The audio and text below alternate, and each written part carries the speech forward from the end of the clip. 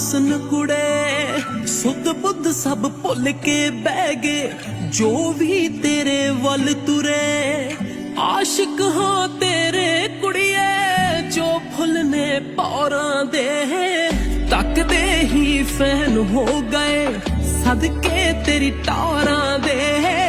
ਤੱਕਦੇ ਹੀ fan ਹੋ ਗਏ ਸਦਕੇ ਤੇਰੀ ਟੌਰਾਂ ਦੇ